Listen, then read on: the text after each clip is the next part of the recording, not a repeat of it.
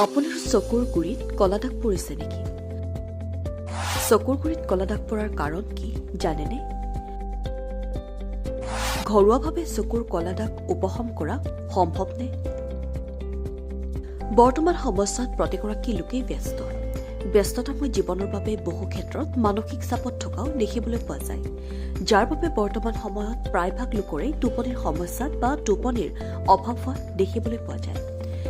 খোৱা বোৱাৰ অভাৱ আৰু টোপনিৰ সমস্যাৰ বাবে বহুতৰে চকুৰ গুৰিত কলা দাগ পৰা দেখা যায়। চকুৰ গুৰিত পৰা কলা দাগ নাইকিয়া কৰিবলৈ প্ৰত্যেকেই নিজৰ যত্ন লোৱা উচিত। চকুৰ গুৰিৰ কলা দাগ নাইকিয়া কৰিবলৈ কি কৰিব লাগে? চকুৰ গুৰিৰ কলা দাগ নাইকিয়া কৰিবলৈ প্ৰতিগৰাকী লোকেই নিজৰ যত্ন ল'ব লাগে।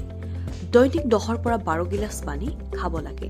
সতেজ সেউজীয়া শাক-পাচলি, সতেজ ফল-মূল নিয়মীয়াভাৱে খোৱাৰ ফলত যি পৰিপুষ্টি লাভ কৰা যায়, তাৰ ফলত শৰীৰটো সুন্দৰ হৈ থকাৰ লগতে চকুৰ গুৰিৰ কলা দাগ পৰাও হ্ৰাস পায়। চকুৰ গুৰিৰ কলা দাগ নোহোৱা কৰাৰ ঘৰুৱা যত্ন কেনেদৰে ল'ব?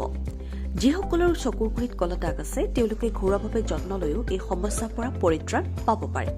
ইয়াৰ বাবে আপোনালোকক লাগিব কেঁচা গাখীৰ।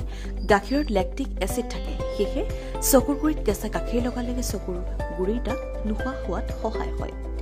2 টুকুৰা কপাহ গোলকৈ কাটি 4 চামুচমান গাখীৰত তিয়াই অকণমান ফ্ৰিজিং কৰি তাৰ পিছত চকুৰ পতাত 10 মিনিটমান ৰাখিব লাগে। এনেদৰে দৈনিক লগালে চকুৰ গুৰিত পৰা কলা দাগৰ সমস্যা কমাত সহায় হয়। এইবোৰৰ উপৰিও প্ৰতিগৰাকী লোকেই দৈনিক 8 ঘণ্টা টোপনি যোৱাটো স্বাস্থ্যৰ বাবে অতি জৰুৰী। ৰাতি কেতিয়াবা শুব নোৱাৰিলেও দিনত হলেও শুব লাগে। এনেদৰে যত্ন ল'লে চকুৰ গুৰিৰ কলা দাগ পৰাৰ সমস্যা বহু পৰিমাণে হ্ৰাস হয়। News desk report, NDTV।